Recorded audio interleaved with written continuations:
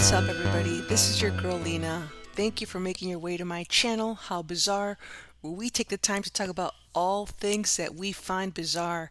Now, on today's episode, we're going to talk about Sister Wives, and we're going to focus on episode 2 of season 1.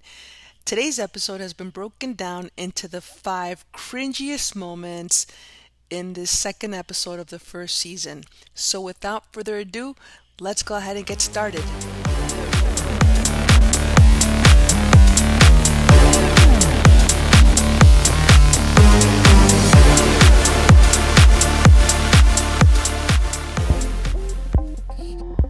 So starting off with number 5, we have the moments that Mary decides that she is going to play matchmaker. At least that's what they tell us. Supposedly, Mary's the one that got Cody and Robin together. Let's check this out. So Cody and I were out one night, and we went over to a friend's house, and Robin happens to be this friend's cousin. And so that's where we first met Robin. Robin and I kind of clicked that night. And then later, I told Cody I had to go ask her to dance. And so he did, and, that was all she wrote. I just can't get over how comfortable all of these adults are with lying. Not only do they lie, but they have no problem looking straight into the camera to just basically make things up. So in this scene, Mary's telling us that she saw Robin when her and Cody had gone to a friend's house. Mary's explanation is that Robin happened to be cousins with the friend. And then she proceeds to tell us that she told Cody that he should pursue Robin by encouraging him to invite her to dance. Mary and her literally developed a bond. There was a spiritual drive that said to her, this is something that's going to be part of your life.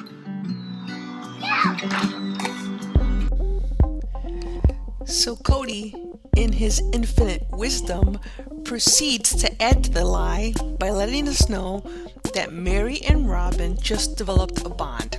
And then he proceeds to say that there was a spiritual drive that brought these two ladies together to confirm that Robin should be part of the family.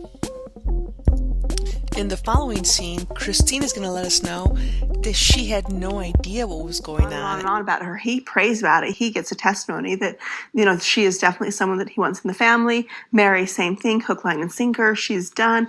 And I'm panicking because I haven't met her. I don't know what she's like. Never even seen her before. And I thought it was horrible. I totally felt like I lost my best friend. So we never get a chance to hear from Janelle. She stayed pretty quiet during all of this, but we can clearly see that from the get-go, Christine was pretty upset with what was going on. We're never going to really know what Mary's role was exactly. Obviously, later on in later episodes, we get a completely different story of how exactly Robin and Cody met. But in these first episodes, right, we're given this story that it was Mary who played a vital role in getting Robin and Cody together. Was Mary the ultimate matchmaker? It seems like she did have a pivotal role. What is bizarre about all this is that it's very hard to comprehend what exactly would be Mary's motives. Even if Mary was not necessarily the matchmaker, she was definitely collaborating or in cahoots with Cody in terms of what story they were going to put out there, particularly during their show. In this episode, we get a chance to see Cody say goodbye to his family as he's going to make that 4 or 5 hour drive out to Robin's house. And the reason I bring that up is because in this scene, you can see that Mary looks pretty upset. Actually, she looks distraught over the fact that Cody's leaving. What's interesting to me, or what's really bizarre or cringe, is that if you collaborated or you participated in getting Robin and Cody together, why are you so upset at the fact that he's leaving to see her? I am not a fan of Mary, and I believe she was a major factor in the destruction of this family. Now, I don't think polygamy works, but let's just say there was a possibility that polygamy could work. For that to happen, all of the women or all of the wives would have to truly work together and do what's best for the family. And I think that Mary from the get-go was never going to do that, and I attribute that to the fact that she was only able to have one child, and the trauma and perhaps the emotions that come with having one child while the other sister wives were popping out 3, 4, 5, 6 kids. So I think Mary has a lot of disdain and a lot of complicated emotions when it comes to like the well-being of her polygamous family and her sister wives. So I believe that that's a contributing factor for her wanting to bring in that fourth wife. Overall, just very cringe and bizarre. And we'll close that out, finish up with number 5, and move on with number 4. So number 4 on our list is when Robin lets us know that one of the greatest things about polygamy is that there will be more mothers to help her with her kids. Or in her words, people all over you mothering your kids. Let's check this out. Man, right now. 1, do you have your shoes on? 2, 3. Okay. Fine, then I'm going to take your privileges away, Brianna. Then come get your seatbelt. Wow, monster children. Well, the cool thing about it is you got people all over you mothering your kids. And even, I mean, like, even with Cody, too. I mean, like, them all just helping out. That's one of the cool things about it. So there's no secret that the two things that Robin brought with her as she entered this polygamous family was $30,000 in debt, which we'll see in future episodes. And in addition to that, she also brought 3 additional children. Robin is a single mom, and in this scene, you could kind of get a glimpse, or we can kind of get a glimpse of the challenges she's having in raising 3 children. In this particular scene, we could see that they were actually going to go to the park, and the kids wanted to take their bicycles. They weren't allowed to take their bicycles, so Brianna was having a little bit of a meltdown. And Robin, at one point, you can hear her saying, "Monster child." That's when she proceeds to say that the cool thing is you'll have other people all around you mothering your kids. So it's no doubt that being a single mother of 3 children is probably a very challenging thing. And so wanting to have more help seems like a natural desire. So it would be easy to speculate that one of the incentives for wanting to join a polygamous family is definitely the idea of having more adults to carry parenting responsibilities. Unfortunately, Robin might be in for a rude awakening because in episode 1, during breakfast time, we could see that there's actually not a lot of help across the 3 wives. There seems to be some help between Janelle and Christine, but Mary, for the most part, does not seem to be a large contributing factor in helping with children. What's also cringy about this scene and Robin's introduction is that there's not a lot of transparency regarding her first marriage. So, like, where are her 3 children's father? Like, where's the dad, and what role does he play in this? In this scene, Robin definitely behaves in a manner where, as the audience, we can see that she's positioning herself to gain or greatly benefit from entering this polygamous family. For that reason, this scene was picked as the 4th cringiest of this episode. Let's close that out and move on to number 3 on our list. So the 3rd cringiest thing from this episode is when Robin thanks the ladies for molding Cody into the man that he is. Let's check it out. Just awesome about this lifestyle. It rubs off all of your rough spots. It makes you become a better person. Cody is a better person now than when Mary first married him. I'm going to pause right here for a minute because the certainty with which Robin speaks to talk about Cody being a better person in the present than who he was when he first married Mary is just really strange, because Robin speaks as though she was there or as though she knew them when they were married 20 years ago. Because how could Robin even confirm such an assertion? But for all of us who are fans of the show, I guess that's nothing new and something that we're going to see from her time and time again. Speaking of situations where she was not involved at all, but referring to those situations as though she vividly remembers them because she was actually present. But I digress, so let's continue. And Robin sees that Cody is like he is because of his family, because of us, because of his kids. And Cody's been put through it with Mary and Christine and Janelle, and they've said, they made him a good man. And I want to say thank you to each one of them and just go, you guys awesome, thank you so much. Say thank you. I think what's difficult for me when it comes to Robin is that she oftentimes comes off very disingenuous. She just does not come off very sincere, and I think a lot of the fan base would really agree with that. Overall, I found her very unlikable from the get-go. She comes off coy and makes great efforts to appear to be cuter than what she really is. It's like she really believes she's just like a charming, like a charismatic person, and she's really not very likable, at least for me, in my opinion. I just don't think she's a likable person. Thanking the other ladies for making Cody into a better man, and therefore somebody that Robin can now be with and can benefit from, is just very off-putting.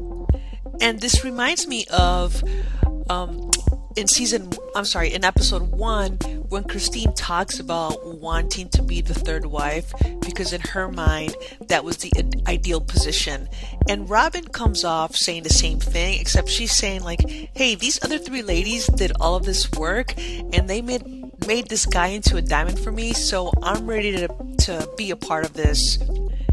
And this is why I always say that even though Cody is often the villain in this show, I truly believe that all the ladies are huge contributors to the mess that they made with this family. And I don't think any of them are innocent, or any of them did not know what they were doing when they entered a polygamous lifestyle. So that's my opinion on the third cringiest moment of this episode. Once again, it's just bizarre, just Twilight Zone. But anyways, let's move on to the second cringiest moment of this episode, which happens to be when Christine lets the audience know that Cody definitely deserves a trophy wife. Let's look at the clip so you can refresh your memory. I might feel like I would be replaced based on the companion side of it.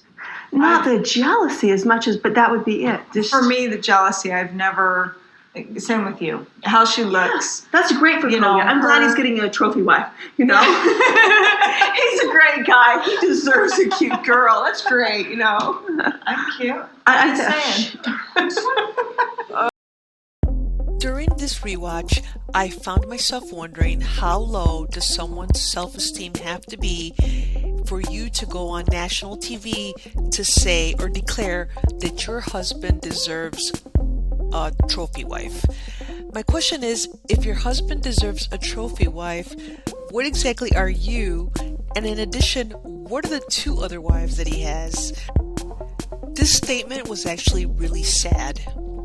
And I can't imagine saying these types of things and setting this type of an example for my daughters, especially someone like Christine who has 5 daughters. I mean, she's the sister wife with more daughters than anybody else. So the fact that she's speaking this way is very disturbing. But let's look at how Christine quickly changes her tune in this same episode. Sure? Yeah. She lives far. She lives like 5 hours away. And so I was told, there was a couple of times where I'm like, you really can't go. You can't leave me. And you can't leave your family. Here you are replacing your family with Robin and her kids. And it was hard. And at the same point, I realized that it needed to happen. So there's some really interesting stuff in this last clip, but I'd like to start off by saying how prophetic that Christine, this early on, goes on to say that Cody is replacing his family with Robin and her children. It's almost as though Christine had a gut feeling that something like that was going to happen. But I'd like to go back to the original point. So with great enthusiasm, Christine is letting us know that Cody deserves a trophy wife. However, when it comes time for him to go see this trophy wife, she's totally upset about it, crying on the couch, telling him how difficult it is. And it just seems that if you truly believed that your husband deserved a trophy wife, then why are you so upset when he goes to spend the weekend with this potential trophy wife? And I spent a lot of time thinking about this, and I really want to give Christine some grace, because at first I thought, this is completely bipolar behavior. But then I thought to myself, you know what? She's very pregnant in this episode. It could be that her hormones and her emotions are all over the place. I think many women could really sympathize and empathize with that. So I really wanted to cut her some slack. On the other hand, throughout this rewatch, I found myself once again questioning what is real, what is made up, what is dishonest, what is fake, and why would they put themselves through all of these charades?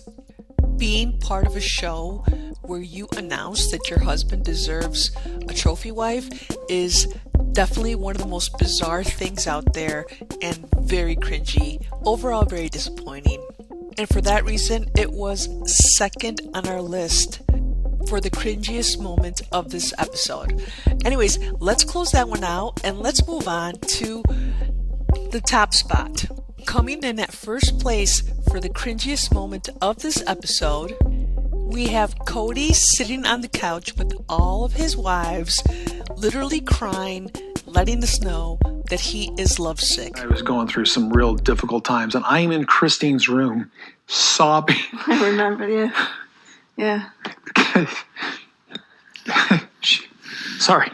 I was sobbing. I didn't know what was wrong. I'm looking at her. I don't know what's wrong.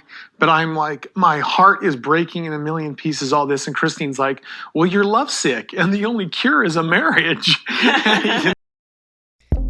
You're lovesick, and the only cure is a marriage. Ladies and gentlemen, we could not make this stuff up if we tried.